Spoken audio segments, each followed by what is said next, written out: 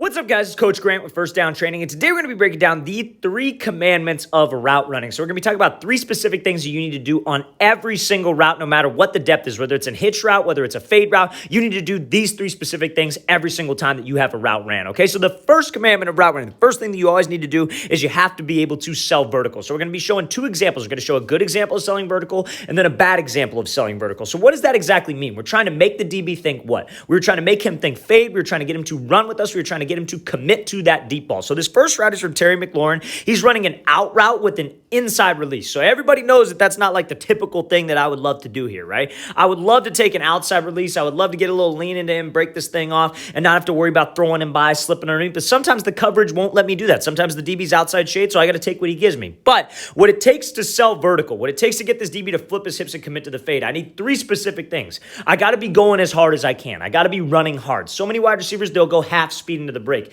They'll get right up into this break and they'll start to slow everything down. Guess what? When you slow down, the DB is going to start to slow down. So I got to make sure that I keep my speed, okay? So number 2, you have to sell with your body language. What's a DB supposed to be looking at man coverage? He's supposed to be looking at your hips and that torso. He's reading your body language. So we got to make sure that my hips and my shoulders stay committed to the fade. And then last but not least, I keep my stride. So if you could take long strides, but we're running slow and that ain't going to do anything. You got to be fast. You got to have all stride. You got to have a full stride going, and your shoulders and your hips have to be committed vertical along with your eyes as well. But that kind of is a given, right? Eyes forward, pad level forward, full speed, and I got to stay in stride. So that's the first thing that you must always do on every single route is sell vertical, okay? Now we're going to get into a bad example of it, like where we're showing a route indicator with this route from DJ Moore. Let's watch the thing again, full speed one more time. Great job getting this DB to flip his hips, snapping this thing right off, and then getting out of this break, okay? But before we get into this route here from DJ Moore, fellas, I want to talk to you guys about an opportunity we have this offseason. We are coming to 9 different cities and 8 different states for 2-day quarterback and wide receiver training camps, okay? So we're going to be coming to Tampa, Florida first, Houston, Texas, Phoenix, Arizona,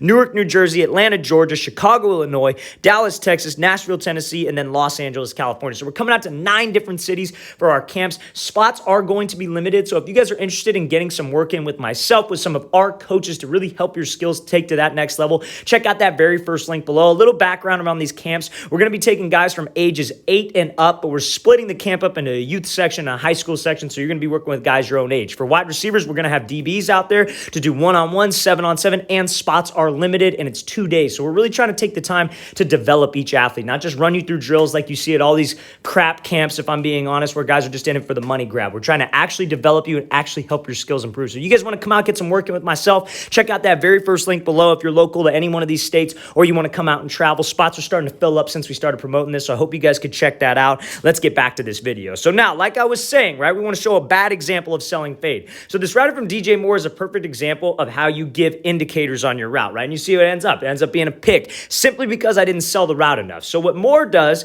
is right before he gets up to the break, he raises his pad level and he slows down. 2 things that I cannot have with that first commandment of route running, right? So when I come up here and you see how his number raises up, his chin raises up, if I'm a DB and I see this, you think I'm committing to the fade? You think I'm thinking you're running deep or running a corner or comeback or whatever, like you're running a different route than a dig or where you're stopping down?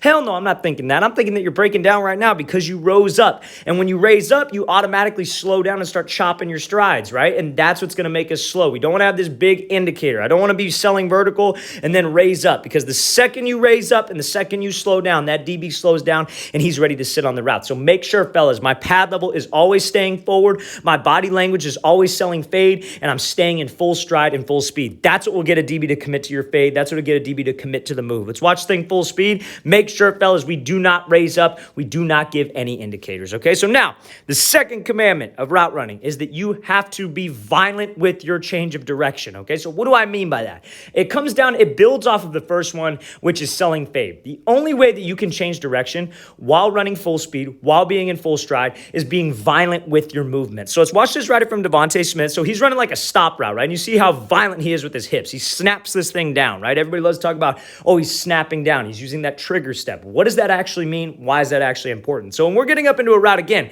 Smith does every single principle we talked about. And all 3 of these commandments, fellas, they're tied together, right? So eyes are forward, pad level's good, in full stride. He's got a lot of speed, obviously. So how do we get out of this break? So many wide receivers, what they'll do is they'll sink their hips. So they'll get to this spot, they start beating the drum, they slowly drop their hips, and they think that that's going to get them out of a break. DBs work on the exact same things that wide receivers do. They work on eliminating wasted motion at the top of their breaks. They work on the specific steps so they could waste as much time as possible on the break to get a better break on the ball. And they are reacting off of us. So if we give them time to react, they're going to be able to break on the ball. So me sinking my hips slowly is what's going to give them time to react. But when I'm right in stride, they call it snapping down. When I drop my butt violently and I bring my chin to my knee, those are the two things that we want to think of. Dropping your butt, chin to your knee. Not on your heels, on the middle of your foot. When you have that violent change of direction, that helps you slow down better, but that will help you out with the third commandment that we're going to talk about here in a second, okay? So make sure, fellas, with your change of direction, we are violent so we can make a tight, crisp cut. Think of it like this. If you got to run a post route, are you going to take a soft cut? No, you're going to take that hard cut, try to put your foot in the grass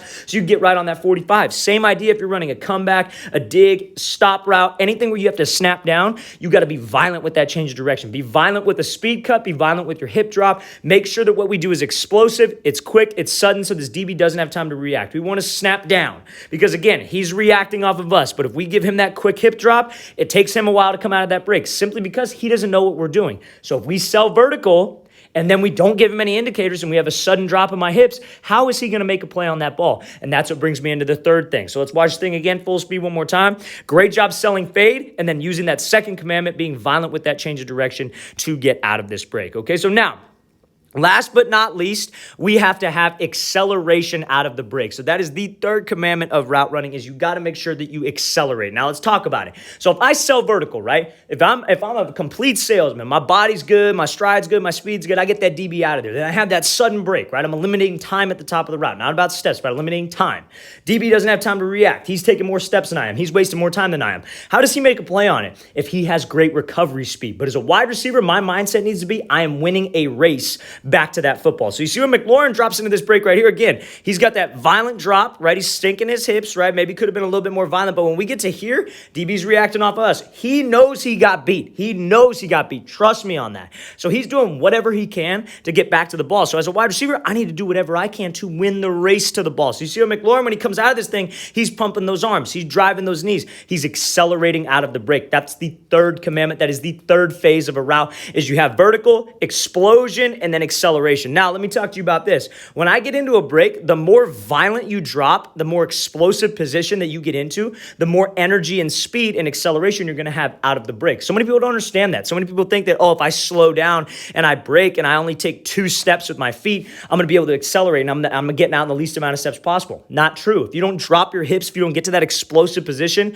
while selling vertical, you won't get that explosion out. We want to keep the same speed out of the break that we had into the break when I was selling vertical. And how we do that is with the violent drop, and then having that mindset of I'm winning the race to the ball. So that comes from picking up your knees, driving off of your feet. Like if you're making a post cut right here, like let's say McLaurin was cutting off of this foot and running a post, he would be pushing off of that foot, and then he'd be pumping those arms to really make sure that we get back to that ball. It's a great textbook example of acceleration by McLaurin. Maybe not the best route in the world. Maybe could have been a little bit more explosive with his hip drop, all that stuff. Again, yeah, that's great, and we always want to critique routes like that, but that acceleration is what gets you that, keeps you that separation. Anybody can get separation by dropping into a break, being sudden with their cuts, doing all that stuff. But can you keep separation? DBs work on their recovery speed as much as they work on their break. So if I can have that mindset of, ain't nobody winning that race to the ball. I know where the ball is going to be. I'm winning the race there. I'm going to sell vertical. I'm going to break it off, then accelerate. Nobody's beating me there. Let's watch the thing again, full speed. Great job by McLaurin running this squirrel route and accelerating, fellas. Accelerate back to that ball. It is a race back to that ball. All right, guys, we want to thank you for watching. I really appreciate it. If you guys have any questions at all,